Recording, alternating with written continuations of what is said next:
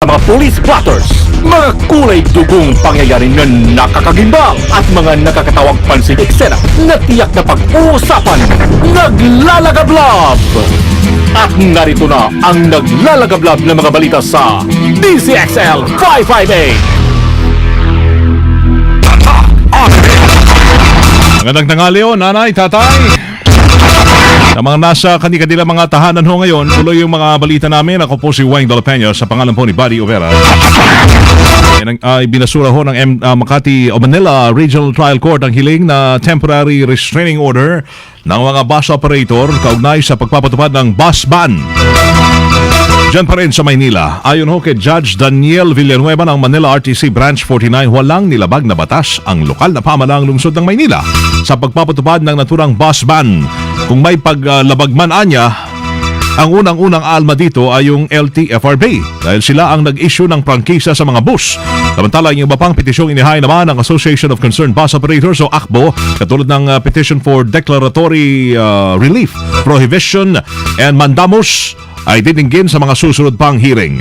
Unang sinabi naman ni Manila Vice Mayor Isko Moreno na layunin ng bus ban ay maibsan ho yung matagal ng problema sa traffic dyan sa Maynila.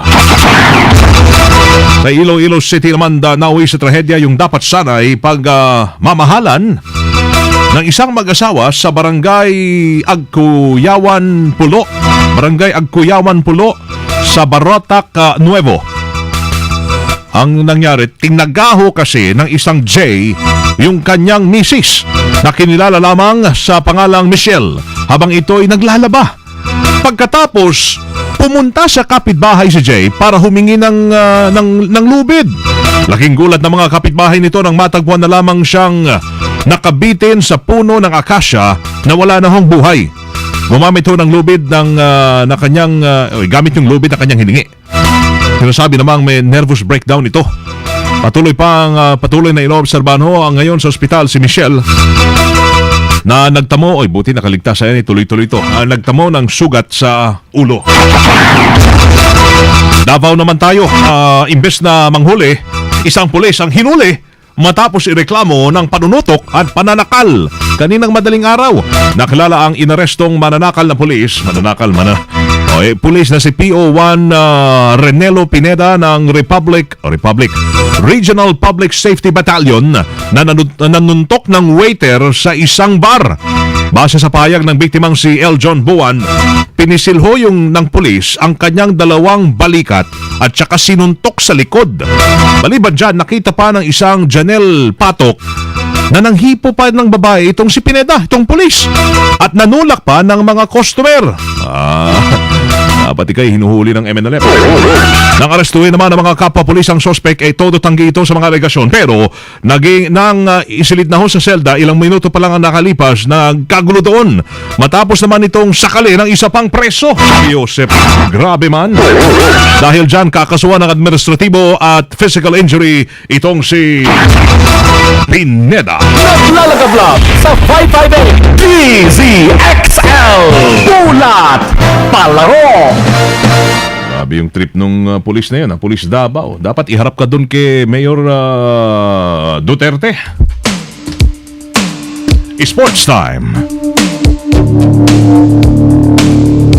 Paborito natin to, Real Best. Tagal-tagal natin hindi narinig tong kwento. Yung instrumental. Alala nyo ho to? Ay mga kwento, 80s ba? Early 80s? Oh, yung panahon na meron pa kayong mga pumupunta ho kayo, mga disco-disco. Ayan. Ay, sports time muna. Pumalag ang Film Academy of the Philippines, FAP. Popular yung mga AP na dulo, DAP. Ito, FAP. Ayan. Sa mga akusasyon na naimpluwensya ng sino man ang pagkakapili sa indie movie na Transit bilang official entry ng Pilipinas sa foreign language category ng Oscar Awards. Patutuloy pa ba yung Oscar Awards na yan? Di ba may shutdown sa Amerika? Hindi nga pala naman tayo esports to. My goodness, sa edad kong ito, 23. Nakakalimutin na ako. Hindi pala sports. Pasensya na ho ngayon, no? Ang taas kasi ng araw sa kinalalagyan ko. Hindi. Babalikan ko yung showbiz. Hanggang ngayon ay kinikilala pa rin ang memorable fights ng ating pambansang kamao na si Manny Pacquiao. O naman, parang kailan lang yun. Ganun lang talaga buhay. Minsan, dadapa ka. Pero, ang maganda dyan, babalik at babalik ka rin. O, di ba? Wala. Okay. Pasok ang dating 8th Division World Champion sa 100 Greatest Fights ng Boxing News Magazine, particular na ang 2 sa 4 na laban nila ni Juan Manuel Marquez. Sana yung mga panalo. Ito'y panalo Nasa ika-30th place ang Pacquiao Marquez Part 4 kung saan na-knockout ng Mexican... Ay, naku, Mario Josep naman. Hindi palang memorable. Knockout pala siya doon. Ano ba? Pagpili nyo. Ay, nako. Tuloy ko pa ba to?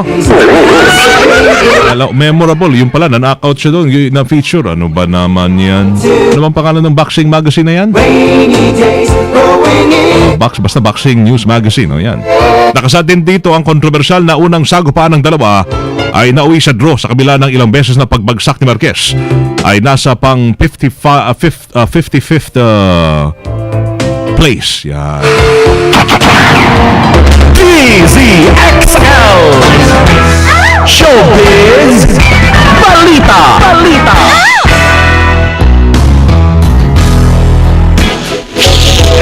Napaka-musikal ang ating tanghali. Babalikan ko lang yung ating naudlot na showbiz kanina. Kinukwento ko tungkol sa... Pero si Loli magbabalita nito. Sorry, Loli,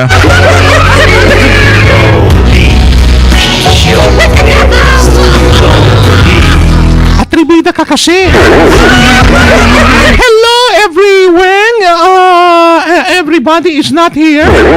So it's just gonna be me and you. Okay, now I have a slowly. Yung nga sinasabi mo kanino na linya ko, dapat ako nagbabalita noon. Wala raw impluensyang nangyayari. Walang padri-padrino system doon sa pagpasok ng pelikulang indie film na Transit. Sa bilang official entry ng Pilipinas sa foreign language category ng Oscar Awards. Ang sabi ng FAP director na si naging general na to, Leo Martinez. Mali. FAP Director General. Kala ko may rango na sila. FAP Director, FAP, ano ba talaga? FAP Director General Leo Martinez. Oo. Si Batanggenyo, hindi niya pinayagan ang lahat ng officers, na officers ng FAP na makasama sa komite na pumili ng magiging entry ng Pilipinas para sa Oscars. Magiging ang sarili daw niya ay hindi kasama dun sa komite. Hindi sila committed dun sa komite. Para hindi maisip na may palakasan, may padrino sa loob ng kanilang komite. Sa gobyerno lang daw may padrino. Sabi ni Martinez, ang Transit at yung pelikulang On the Job lamang ang mahigpit na pinagpilian kung saan nakakuha sila ng close fight. May ulat kasi na umalma ang direktor ng pelikulang On the Job na si Eric Mati sa pagkakapili ng Transit na magiging pambato ng Pilipinas. Si Martinez ay bahagi ng pelikulang On the Job. Ay, mukha namang fair.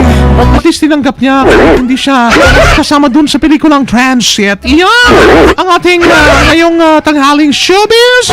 It's me, Loli. Paparapapap, Lollipop. Hey, Loli, salamat ha. Thank you. Hindi gasgas, hindi umatras, medyo madulas. Ito ang Balitang Panghimagas. Si Jonah Bells ay kasama natin. Jonah Bells, hello. Magandang tinghali.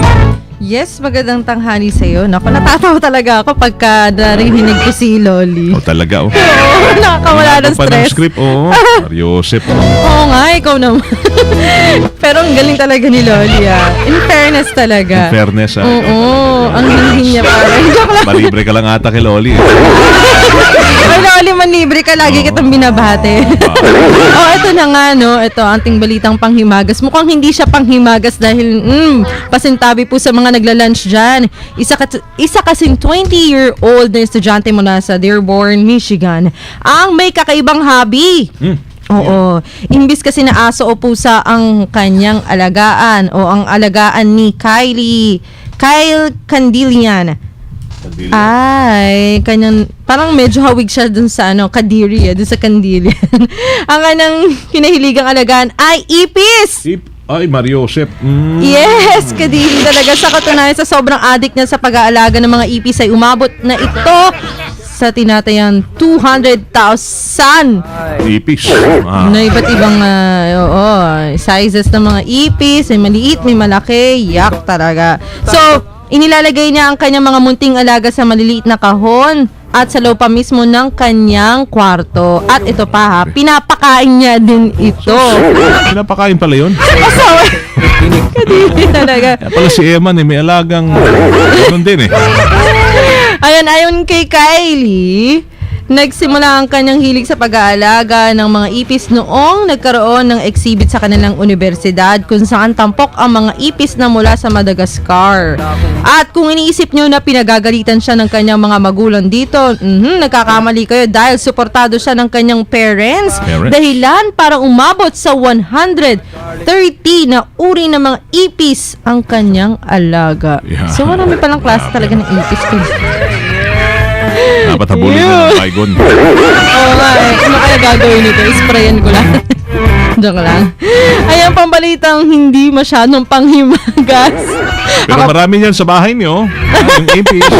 At yan yung sa mga nabubulok nyo ng kahoy sa bahay. Oo, yun ang paborito ng ipis Natatambakan nyo ng mga basura, natatambakan ng mga Yan, yung lumang mga newspaper, basura. mga lumang garapon. Linisin nyo linisin nyo Yung mga panis na pagkain na hindi nilagay sa tamang basurahan. Oo, Yung mga yan. paborito. Wala. Alam mo ba, ang Solution dyan, ipis ha, pati buhok kinakain na. Yung ba Wow. nagsusuklay Ano tayo, pati yung buhok, kuko. Grabe. Ayon yan sa Nat Geo, National Sa Geographic. experience mo yan. Hindi.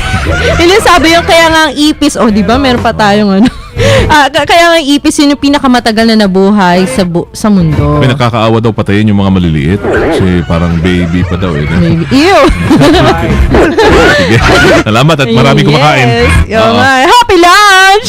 Ako po si John Ice o Jonis Romero, Tatak RMN. Salamat mga misis. Pag medyo nakaramdam ho kayo ng kakaibang medyo panlalamig na kay Mister, pagka walang gana niya, delikado yan. Huwag nang patagalin pa. Bigyan nyo na siya ng Robas para manumbalik ang gana at sigla. Nasa Mercury Drug lang po yan, yung Robas at iba pang drugstores nationwide para sa lalaking astig at hindi umuurong sa anumang laman. Robas Dietary Supplement for Men. Available ho yan again sa Mercury, ganun din sa Watson's, Generics Pharmacy, Generica, SM at Rustan Supermarkets nationwide. Ganun din ang text line nila ay po 0909-3333-333. Promote ko lang yung kanta naming taga Zamboanga, Lebanta Zamboanga. Nasa YouTube yan, i-like nyo ho, Lebanta Zamboanga. Dire-diretso mga naglalagaw-lab ng mga balitang tatakanamin ang inyong napakinggan dito lamang sa DZXL 558. Ang Bantay OFW ni Rod Marcelino, ni Attorney Gwen Pimentel at ni Yusek Tutsople ay sasaglit na ho, ay sa inyo na After Me. Ngayong tanghali ho ng Wednesday, Miyerkules na simba sa Baclaran, Novena Day. Kailangan natin yan sa bawat minuto ng buhay ho natin. Sasalamat sa nasa itaas. Ano mo nung biyayang tatanggap natin, maliit man yan, malaki. Diba? At kasama nyo sa serbisyo publiko, today is October 2, 2013. Sa pangalan po ni Buddy Oberas from the province of Occidental Mindoro. I'm from the city of Sambo. Elisares primo hermano si Weng de la Peña. Miho ay Tatak RMN. Gablab na mga balita. Subayin niyo ang 15 minutong kalipunan ng mga pinakahuling kaganapan sa Kalakang Maynila sa ating bansa at saan mang dako ng mundo. Naglalagablab. Dito lamang sa Unang Piyan DZXL 558, ang bagong kasama mo.